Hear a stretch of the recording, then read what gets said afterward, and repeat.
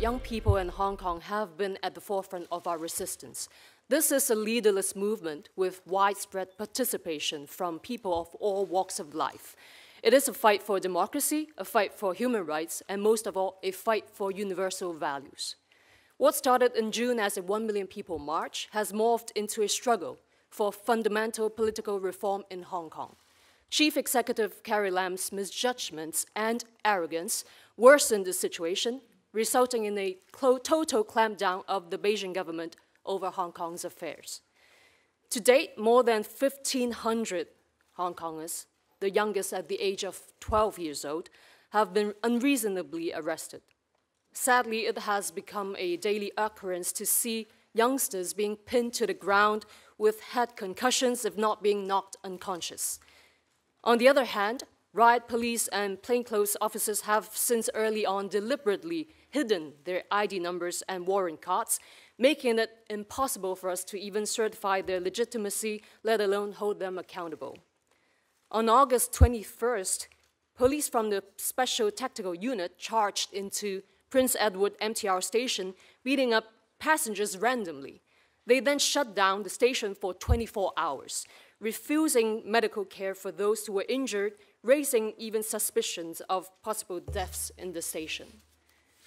Separately, now they will be charging in secondary school yards, shopping malls, and buses where young people merely dressed in black can be searched or even arrested without justification. In other words, merely being young is a crime in the police state of Hong Kong. The protests began with the extradition bill, but at the core, it has always been about these fundamental conflicts between two very different sets of values. On one hand, the China model, which has no respect over human rights and the rule of law, and our hybrid city that has enjoyed these very freedoms for the most of its existence with a deep attachment to these universal values that the United States and other Western societies treasure. Hong Kong represents something unique in the world. We have long held dear our rule of law, transparent institutions, and the freedom of expression in a part of the world where these are most often threatened than upheld. However, this system is now under great threat. Companies like Hong Kong's major airline Cathay Pacific has succumbed to political pressure, firing dozens of employees due to their political stance. The business community is coerced into making political decisions. As a singer and activist from Hong Kong, I have experienced the suppression firsthand. Ever since the umbrella movement in 2014, I have been blacklisted by the communist government. My songs and my name are censored on Chinese internet. Pressured by the Chinese government, sponsors have pulled out, even international brands have kept their distances. For the past 5 years, and even more so recently, China tried to smear and silence me with their propaganda machines, spreading false claims. Right now, I am facing threats from pro-Beijing supporters and could face arrest and prosecution at any time. Not only have I faced difficulties in both China and Hong Kong, but the self-censorship has now spread towards global institutions and cities. Recently, the National Gallery of Victoria in Melbourne, Australia, denied venue to an event of Chinese artist Badiu Cao and myself due to security concerns. Celebrities from Hong Kong, Taiwan, and China are all pressured into voicing their unanimous support for the Beijing government and could be condemned for keeping their silence.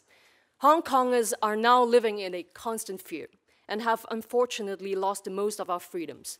For a city that has been famously known as politically indifferent, the younger generations have took up the role to safeguard our home, standing up courageously to the corrupted system in spite of increased suppression. To the rest of the world, the United States is often a symbol of freedom and democracy. The freedom Americans enjoy is something that the people of Hong Kong have long hoped for. Even though our languages and cultures differ, what we have in common is the pursuit for justice, freedom, and democracy. Through the challenges of Hong Kong, the West is also waking up to China's insinuating power in a global scale. Hong Kong is connected to the world in multiple ways, but China is trying to isolate it to exert control. If Hong Kong falls, it would easily become the springboard for the totalitarian regime of China to push its rules and priorities overseas, utilizing its economic powers to conform others to their communist values, just as they have done with Hong Kong in the past 22 years. The US and its allies have everything to fear if they wish to maintain a world that is free, open, and civil.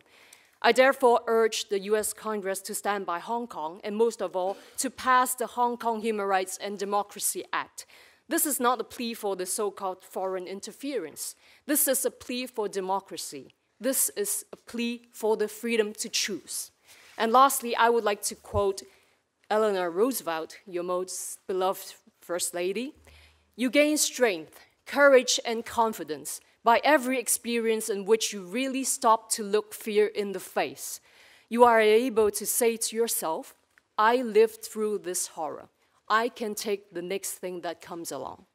This is a global fight for the universal values that we all cherish, and Hong Kong is in the very front lines of this fight. We are once fearful of what might have come with our silence, and for that, we have now become fearless. Thank you.